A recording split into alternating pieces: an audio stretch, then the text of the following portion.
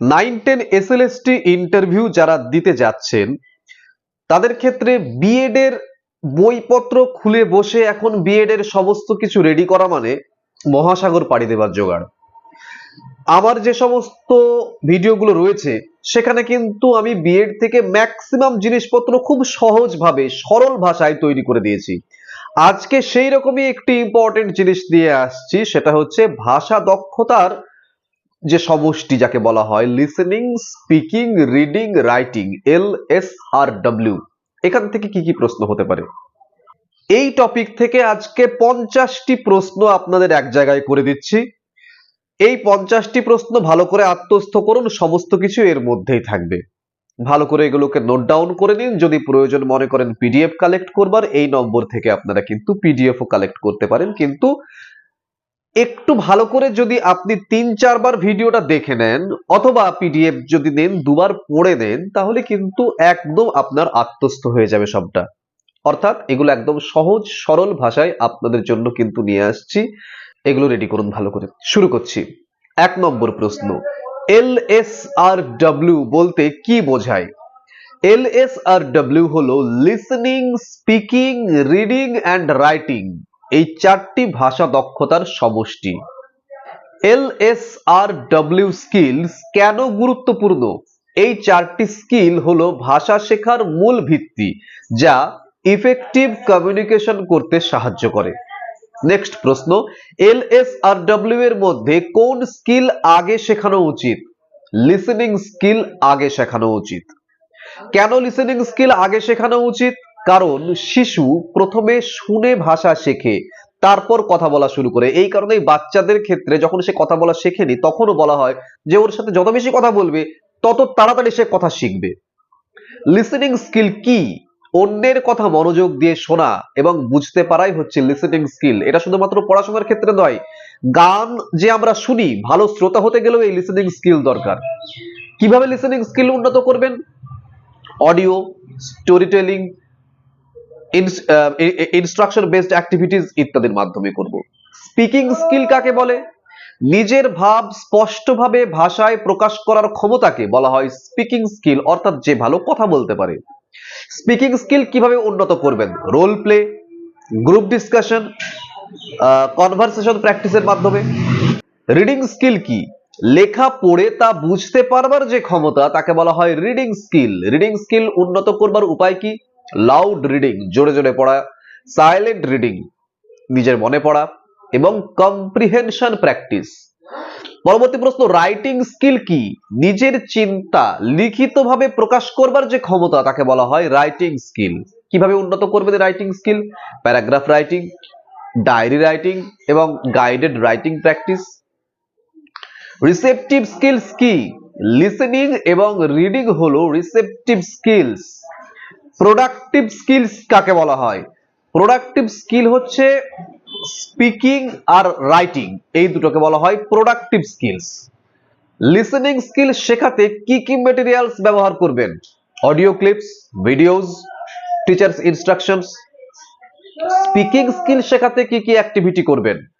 Debate, role play, question answer session ইত্যাদির মাধ্যমে করতে পারি আমি। নেক্সট প্রশ্ন, রিডিং স্কিল শেখানোর সময় কোন কোন বিষয় খেয়াল রাখবেন? প্রোনাউন্সিয়েশন, আন্ডারস্ট্যান্ডিং এবং স্পিড, সবগুলোই কিন্তু খেয়াল রাখতে হবে রিডিং স্কিল যখন আমি শেখাবো। রাইটিং স্কিল শেখানোর সময় কি বিষয় খেয়াল রাখবেন? অবশ্যই গ্রামার, ভোকাবুলারি, সেন্টেন্সের স্ট্রাকচার ইত্যাদি। ছাত্ররা স্পিকিং এ ভয় পেলে একজন শিক্ষক হিসেবে আপনি কি করবেন? ফ্রেন্ডলি পরিবেশ তৈরি করব, তাদের উৎসাহ দেব এবং ছোট ছোট প্র্যাকটিস করাবো।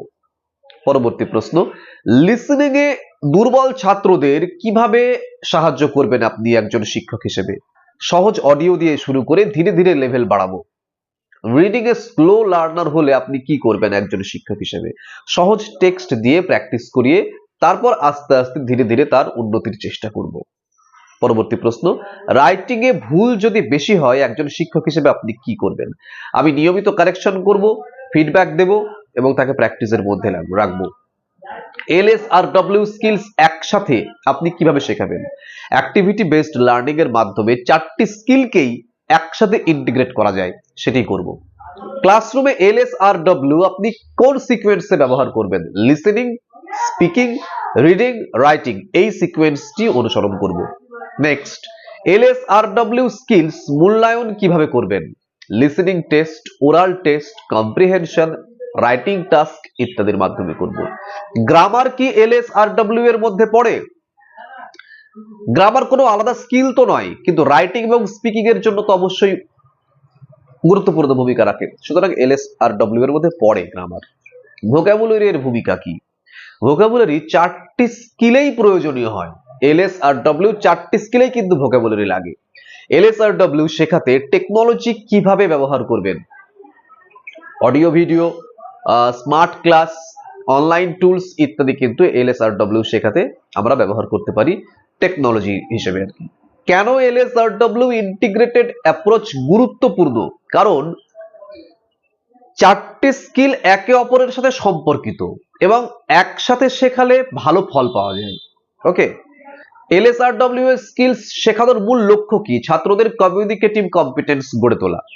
লিসেনিং স্কিল ডেভেলপ না হলে কি সমস্যা হয়? ছাত্ররা কথা বুঝতে পারে না, কমিউনিকেশনের সমস্যা হয়।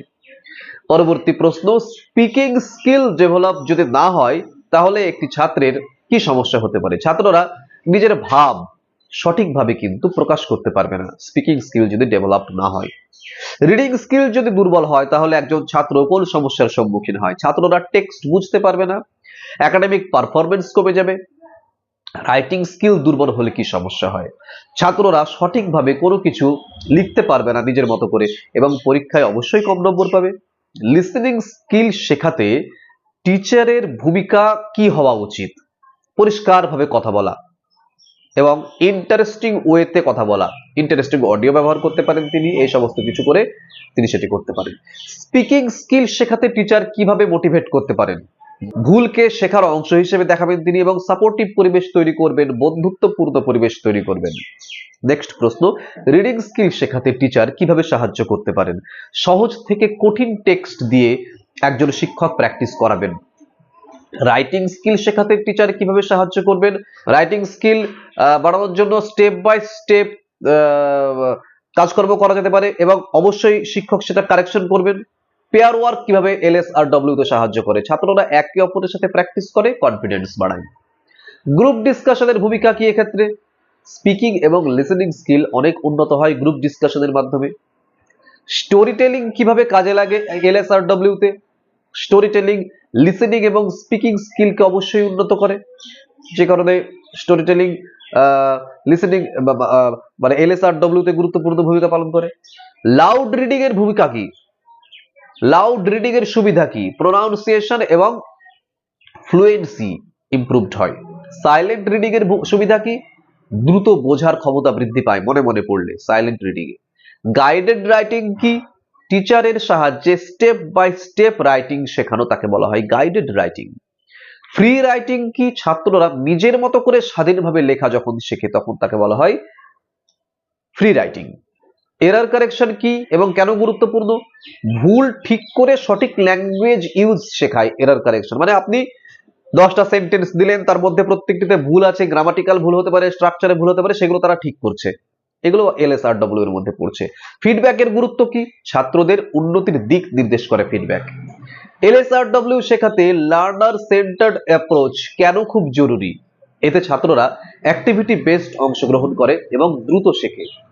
LSRW স্কিলস শেখাতে সবথেকে বড় চ্যালেঞ্জ কি? ছাত্রদের ভয়, হেজিটেশন দূর করা, তাদেরকে অ্যাক্টিভেট করা। LSRW নিয়ে 50টি প্রশ্নকে এক জায়গায় করে দিলাম, এগুলো ভালো করে নোট ডাউন করুন। যদি মনে করেন PDF কালেক্ট করবেন, PDF এর নম্বর দিয়ে দিয়েছি ভিডিওর মধ্যে। ভিডিওটি ভালো লেগে থাকলে ভিডিওটি লাইক করুন এবং বন্ধুদের সঙ্গে শেয়ার করুন। চ্যানেলে যদি নতুন হন তাহলে চ্যানেলটি সাবস্ক্রাইব করুন, কারণ এইটুকু ছোট্ট একটি ভিডিওর মধ্যে এত স্টাডি মেটেরিয়াল উইদাউট এনি ভনিতা সৌগতস ডায়েরি ছাড়া খুব কম চ্যানেলই দেয়। সুতরাং চ্যানেলটিকে সাবস্ক্রাইব করো এবং বেল আইকনটি প্রেস করে রাখো যাতে খুব তাড়াতাড়ি আবার নোটিফিকেশন চলে আসে আমার ভিডিওর। এবং আমার সঙ্গে যদি যোগাযোগ করতে হয়, ইন্টারভিউ সংক্রান্ত কোনো প্রশ্ন উত্তর নিয়ে যদি আমার সঙ্গে কোনো যোগাযোগ করতে হয় তাহলে এই নম্বরে আমার সঙ্গে যোগাযোগ করতে পারো। সেগুলো কিন্তু আমি 1 থেকে 1.5 দিনের মধ্যে সবাইকে কিন্তু ক্লিয়ার করে দিই। ভেরিফিকেশন বা অন্য কোনো সংক্রান্ত কোনো কারণে ফোন বা মেসেজ করবে না। শুধুমাত্র ইন্টারভিউ সংক্রান্ত কোনো প্রশ্নোত্তর তৈরির ব্যাপার থাকলে এই নম্বরে আমার সঙ্গে যোগাযোগ করতে পারো। ভালো থাকো, দেখা হচ্ছে পরের ভিডিওতে খুব তাড়াতাড়ি।